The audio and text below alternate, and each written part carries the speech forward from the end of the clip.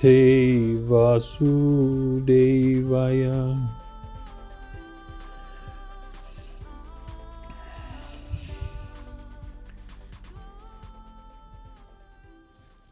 So the topic I've been asked to speak on is the power of forgiveness, breaking chains, healing hearts.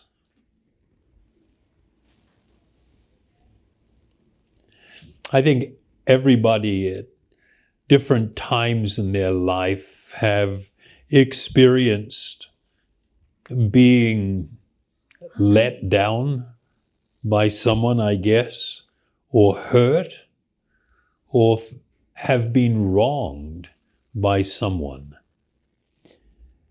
And when this arises in our life, it can leave us confused, disappointed, sad, angry, or all of the above.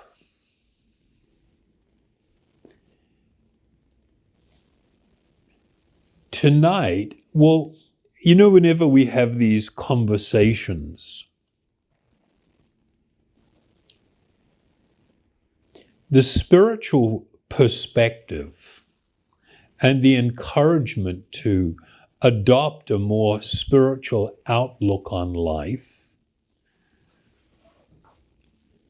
requires actually a quite big paradigm shift, a big shift in what we consider normal.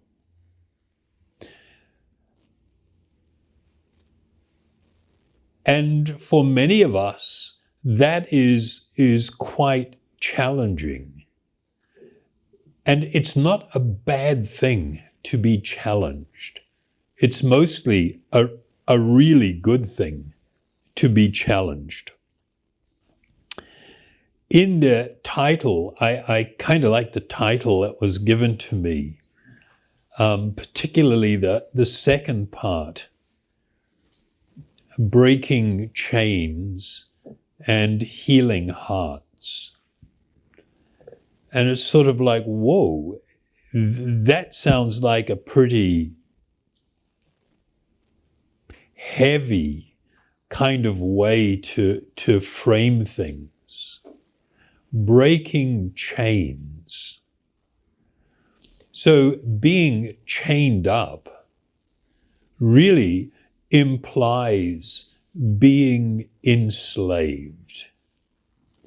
And what does enslaved means? It means I become forced to act in certain ways, even though it may be not in my interest or even against my will. It indicates the chain part of thing, being chained, actually becoming a prisoner, to be held captive. And it's sort of like, well, what does that have to do with the topic? When I hold resentment and anger because of past transgressions that others may have committed against me, then the tendency is to want to keep revisiting,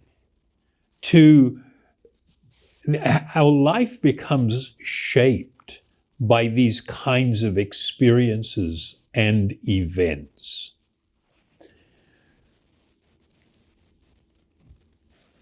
Anger and resentment are actually very cruel masters. They do not make our life in any way good. They don't contribute one single good thing to our life. And we are kind of aware of that. I mean, if we take it in isolation and I ask the question, well, how exactly is anger going to help me? How is resentment going to help me in my life? Help me to live a better type of life? And the answer is it won't. It won't and it can't. It simply makes people bitter, and it causes us to constantly live in the shadow of that person that we feel may have hurt us. Their presence in our life is like this looming presence, like I've got this large shadowy figure over my shoulder that's casting a shadow on my life. And I frequently find myself revisiting, or sometimes I can be forgetful and then something will come up in my life and then all of a sudden I'm back in that same place again, where there's this looming figure casting a shadow over my life. And so what I'm going to propose, number one, of course, that's not a healthy or desirable condition. If I keep revisiting, if I keep mulling over, if I keep ruminating on the pain that I felt and how I was treated so badly and how they did things to me, that's absolutely not going to make my life worth living. It can have the other effect, where I think my life is not worth living by constantly revisiting or being trapped in that situation. From a spiritual perspective, freedom, one can actually experience freedom by learning to let go of that. And of course, the way that is let go is through the process of what is called forgiveness. But when we bring up the term forgiveness, many people kind of like really react. Yeah, but I was treated so badly. And it's kind of like, yeah, I understand that. But how? Tell me how, when you constantly revisit that and go there and stir up the resentment and the anger against the bad treatment that you got, how does that make your life better? It doesn't, and it can't. Can it make your life worse? Oh yeah, big time, like way worse. But it's like we lose the ability to think clearly and logically about things. We become overwhelmed by emotions.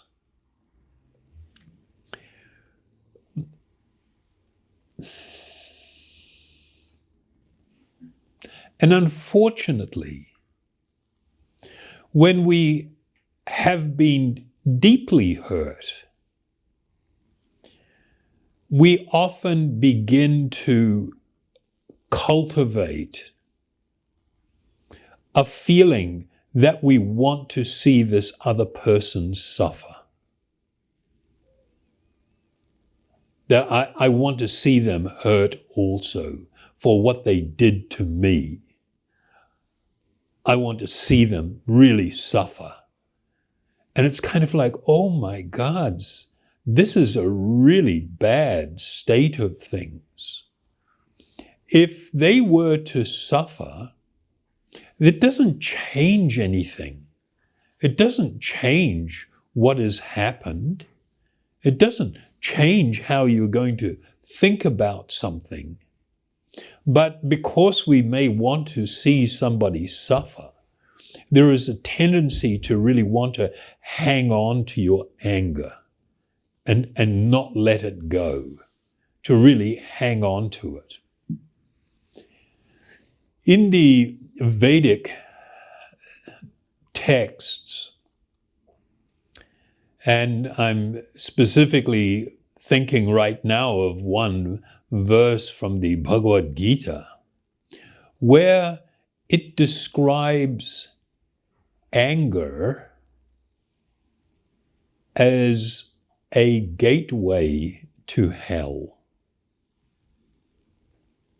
And I'm not talking about hell in the sense of perhaps something that will happen in an afterlife or somewhere else. I'm talking about the very life that we are living now. That anger is considered an enemy of self-realization. You know, when we talk about, oh, they hurt me, when we use those kind of pronouns, him or her or them, we, I, what are we often speaking of here? One of the things we're not speaking of is the reality of our spiritual being, our spiritual existence, the fact that I am an eternal spiritual being. And I am temporarily housed within a gross physical body and a subtle mental body. I am occupying this and I am using these. The problem is that I have a strong tendency to identify the outer covering as me. And therefore, things that affected my mind, how someone spoke to me, what they said about me. Number one, that person doesn't even know you as an eternal spiritual being. They're just relating to the material conception that they're encountering now. And the reason I'm bringing this up, we won't go any further with it, is just to kind of have that there on the side. Because the foundation of all spiritual life is the understanding and the appreciation of my spiritual existence, the fact that I am an eternal spiritual being. All of these other things will pass. They will come and they will go. But I am eternal. I am this eternal spiritual being. This idea that somebody hurt me, and so I wish ill for them, I want them to suffer, it's kind of like, well, don't you understand? You have every right to defend yourself against something at the time, but to go away and to plot revenge and to wish ill and harm to others, you will pay a price for that. The laws of karma are such that as you sow, so you shall reap. Because somebody may have spoken badly or treated you badly or done something bad to you, it doesn't mean that you have an automatic right to hurt them.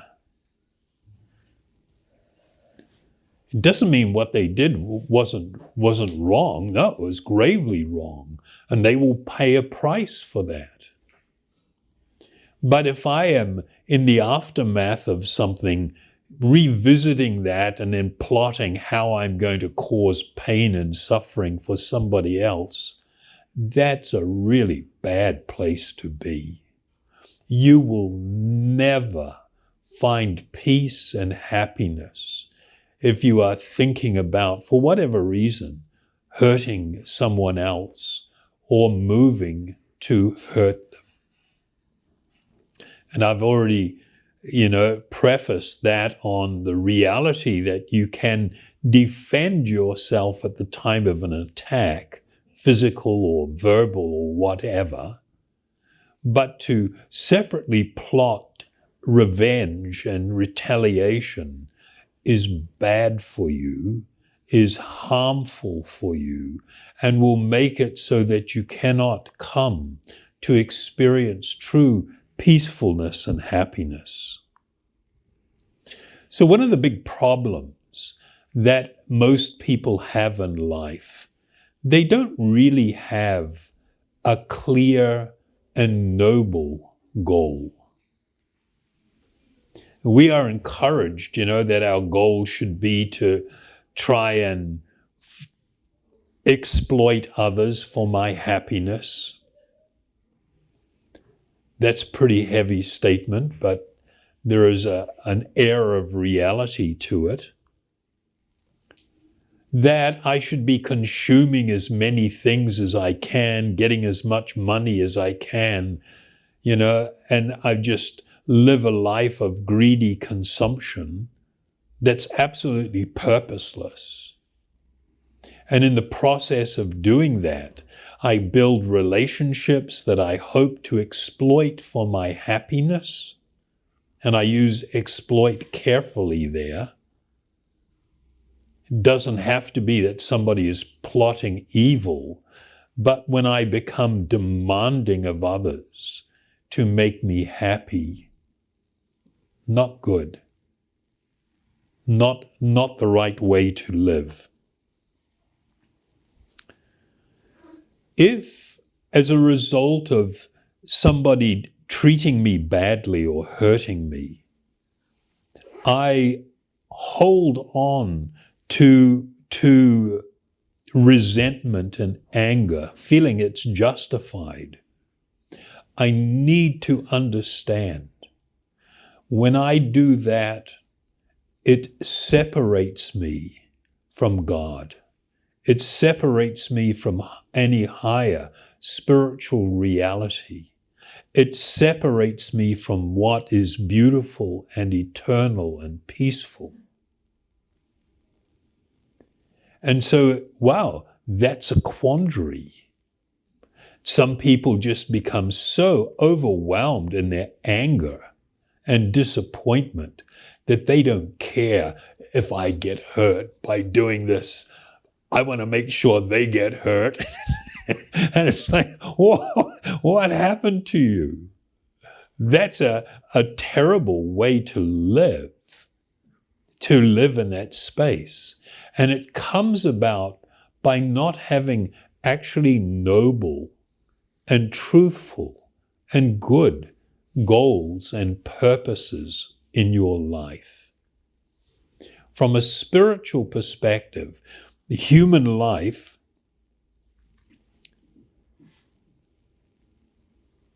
is meant for the purpose of self-realization and God-realization. And if it's not used for that purpose, then we are living exactly as animals live, simply interested in eating, sleeping, mating or having sex life, and defending what we feel to be ours. That's animal existence. Human life is an opportunity for something more wonderful and more elevated. If I have made some decision, I want to start moving towards that. I want to start walking on this pathway. It really alters how I think about others, the situations I encounter and things that happen to me. It really changes it. If I am just satisfied with getting as much money as I can so I can eat whatever I want. I can have a very comfortable and palatial place to live, luxurious and soft and comfortable, which everybody hopes and aspires for. If I'm just reducing life to these simple urges, this is not a noble life. This is hardly even a life. It is just a journey towards death. So, if we want to heal relationships, release emotional burdens, and achieve inner peace, the great spiritual wisdom traditions of the world really extol forgiveness. They extol it as a transcendental light that illuminates the heart. So I will just read one verse from an ancient text called the Bhagavad Purana. And there they state, the duty, not an option or something that you can do, the duty of one seeking enlightenment is to cultivate the quality of forgiveness, which is illuminating like the sun. And the Supreme Soul, Hari, is pleased with those who are forgiving. Forgiveness means to become free of that burden. You know, when somebody has hurt you or done something bad to you, it's happened. And I can accept that it's happened. And I accept it was unjust and it was wrong, but it has passed. Why do we have this tendency to not want to let it go, but to keep going there? And when we talk with friends or family members, we're going to mention again, and always wanting to go to these dirty places and roll in the muck. It's kind of, why do we, it's not a solution. It only adds difficulty to your life. I'm not saying we don't recognize wrongdoing and harm. We do. We do recognize it. But why do we feel the need to constantly revisit that place, that experience? What good does it do us? Forgiveness, the most important part about forgiveness is that you become free. You become free of that looming shadow, that horrible past experience. Yes, it was there. I recognize it, and I'm moving on in life. I can actually become free. I can live a better life by learning the art of forgiveness. You know, I mentioned earlier, in almost all religious and spiritual traditions of the world, it's a really important teaching, but it's something that's almost never practiced. Within Christianity, for example, there is the very famous prayer that's called, I think, the Lord's Prayer. Yeah. And part of it is the statement, forgive us our trespasses as we forgive those who trespass against us. This is not a little thing.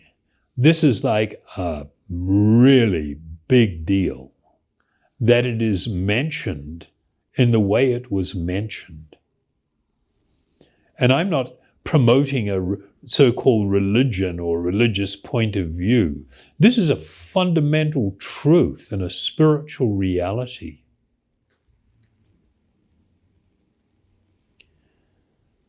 That it is so incredibly important. There's this video that was going around on YouTube of a Muslim man. His son was a pizza delivery guy in this US. And some guys had plotted to rob someone. So they thought it was a good idea to call up and order pizza. And then when the pizza guy shows up, to rob him. And things went crazy. They ended up stabbing the pizza delivery guy and killing him for what?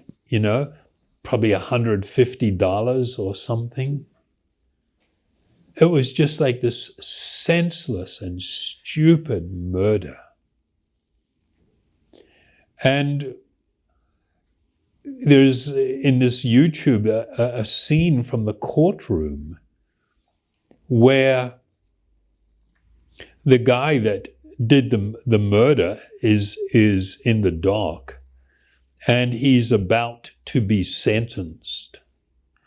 And they usually have in courts the opportunity for a victim statement where the victims or members of the family of the victim can speak.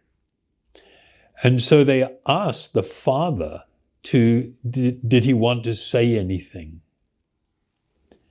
And looking at this man, he began by saying, I know that in your heart of hearts, something to this effect, I'm just paraphrasing, you are not evil, but you have been overcome by evil.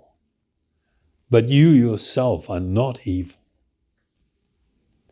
And he said, we are called in our religion to forgive. And so I am forgiving you today. You have taken my son from me and caused this senseless killing, but I am forgiving you because I am called to forgive you. And the murderer was so overcome by what he was hearing and the way the man was speaking to him that he just broke down and started weeping.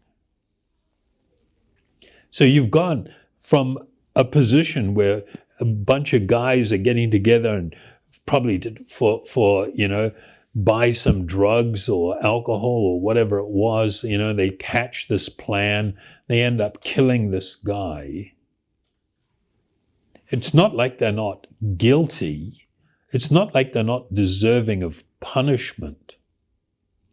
But on the part of the father, he gains nothing by holding on to a grievance, by holding on to hatred. He spoke to this person from a whole different perspective, that he felt this person was not inherently evil, but they were overcome by evil. And the father asked if he could approach, and he approached the guy and embraced him. And the guy just broke down sobbing, with the father's embrace. And a very wonderful thing to see. And it's exactly what I'm talking about in this talk tonight, where spiritual growth means I increasingly come to love and to genuinely care about all others, even someone who may declare themselves to be my enemy and act as if they are my enemy. I still have the ability to see them as a person who is lost, a person who by their actions and choices are causing harm and pain to others, and for that they will suffer. You cannot escape the laws of karma. Stringent material laws are such. You cannot escape them, no matter what. You cannot. That person is already going to suffer for what they have done. There is no need for me to be holding on to my anger, thinking it will cause them to suffer more. It doesn't. I suffer more by holding on to it.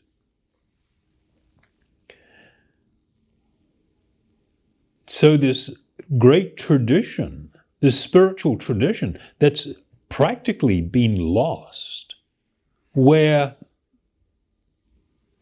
this concept of even loving your enemy, it's so unfortunate that within the practice of Christianity, you don't commonly see. I'm not saying it's not there. There are amazing people that I have met who live these principles.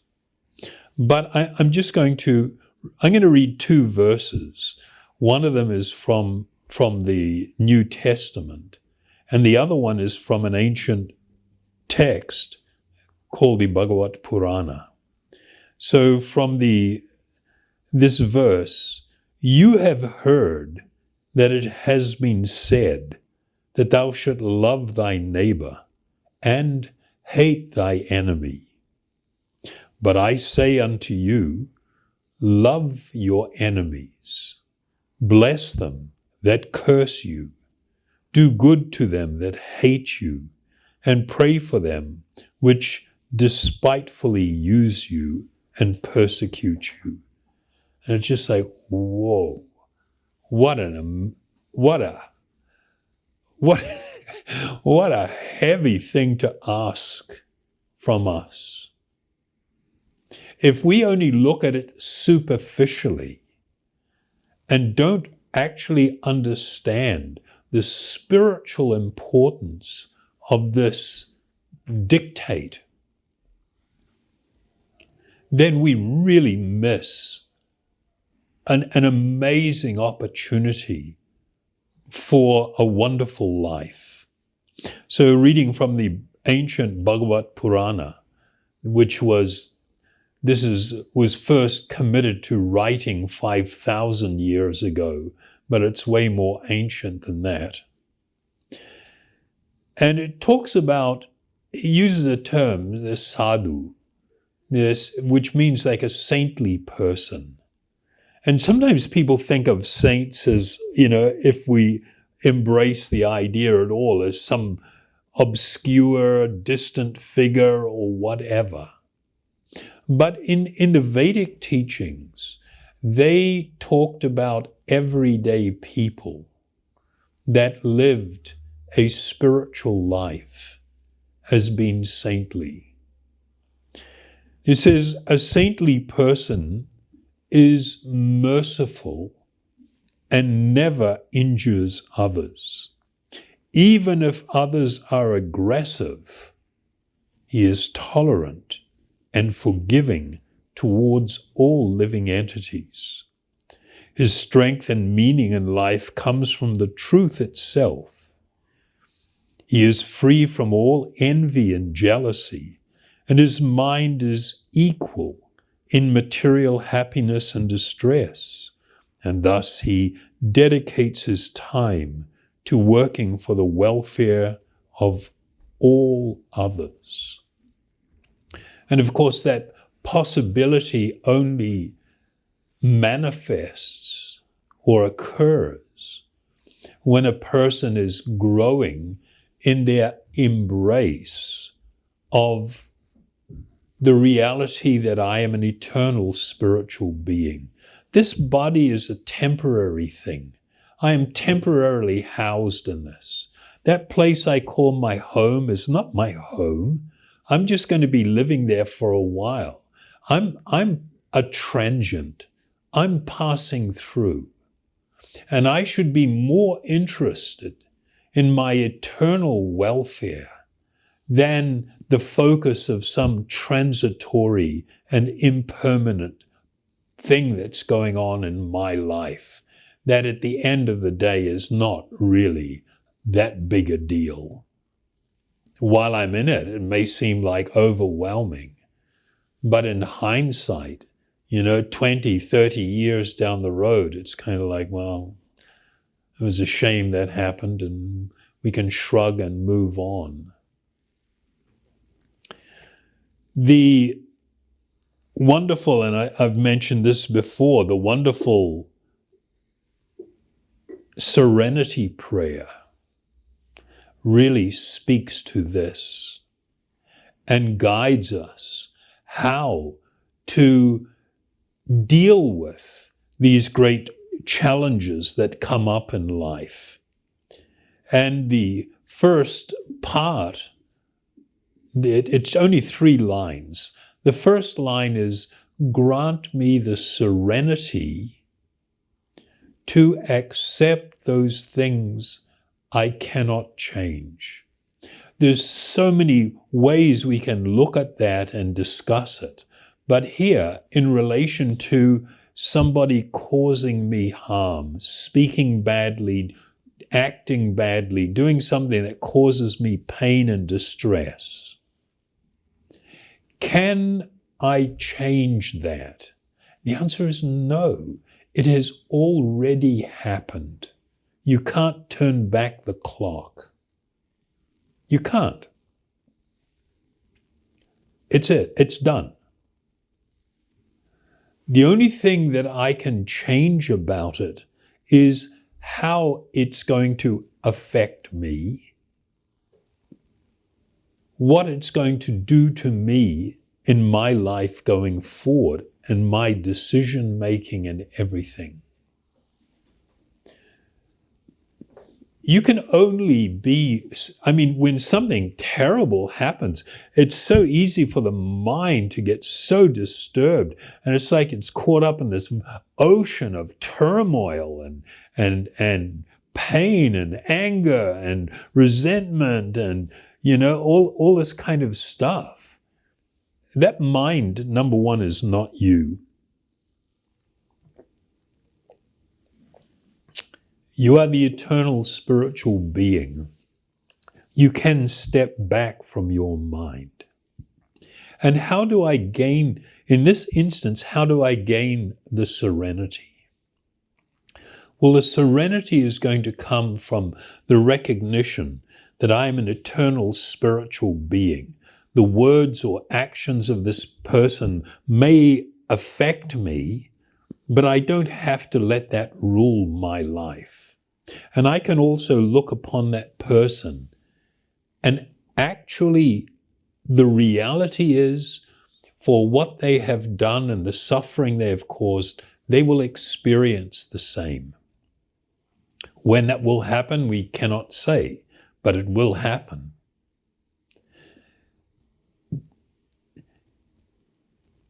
Objectively, I should not want them to suffer. An advanced spiritualist may try to prevent somebody from doing something harmful, not for themselves, but for that person's sake. For you will suffer. As you sow, so you shall reap. So the serenity to accept things I cannot change is going to be deeply rooted in a growing appreciation of my spiritual being. The second line is, grant me the courage to change those things which I can. And that is really the hard part. Like, for instance, I don't have to hang on to resentment. I don't have to hang on to anger. I don't have to constantly be wishing ill upon others. I have the power to make a decision. I'm not going to do that. It may be difficult, but I can make that decision, and it can be transformative in my life. But courage is required, that I need to be brave and courageous to often do difficult things. It's easy just to get caught up in the current of the anger and everything and get swept along in that. But I can decide, no, I'm not going to do that. And I need to be courageous to make such decisions. And then the third line is, and grant me the wisdom to know the difference. The difference between those things I can change and those things I cannot. That is really a clear example of true wisdom. Wisdom is not just, we can cultivate knowledge, but the practical application of knowledge is wisdom. It's right living, where I courageously make choices. They have a saying in English, that person marches to the beat of a different drummer. When soldiers used to march off, they'd have a drum, and everybody was marching in beat, to the beat of the drum. But then you've got somebody that's marching to the beat of a different drummer, and they're going to be moving differently than the mass of soldiers. And what it is speaking to is that for us to live a good, a spiritual, a sacred life that's noble and filled with happiness and peacefulness, we can't just do what everybody else is doing. We have to take charge. We have to seek these kind of changes. Okay? Was that all right? Helpful?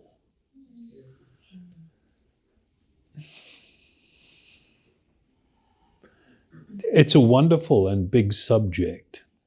Spiritual life is not some airy-fairy fantasy. It's about really practical things. So I will chant a little, because we know that it is through this process that we get courage, we get spiritual vision, we get to see things differently. There's one lovely lady that I met a few years ago in Henderson at a couple of courses I ran at a place, and she is such a simple and open-hearted kind of person, quite a strong person. And after going through the experience of the meditation and actually doing it herself and everything, she goes, I don't know what's happened to me. Everything's changed. My husband says, what happened to you? Everything has changed. The way I look at people, the way I deal with different situations, I'm calmer now. I'm more patient. I try to look for produce good outcomes rather than just reacting to things. She said, it's wonderful. She really enjoys this experience of this spiritual awakening. So I will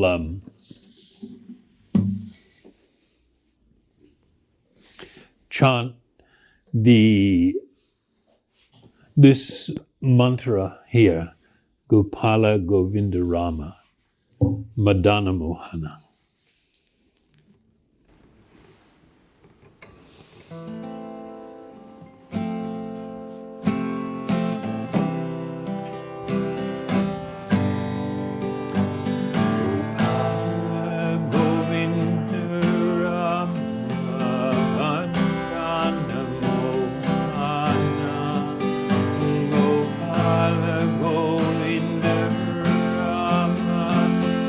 Madana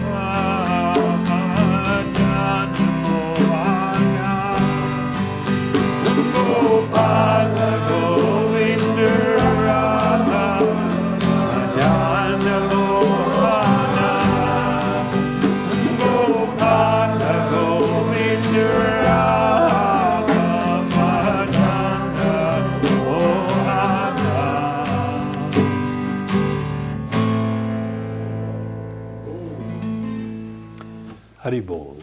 Thank you all very much.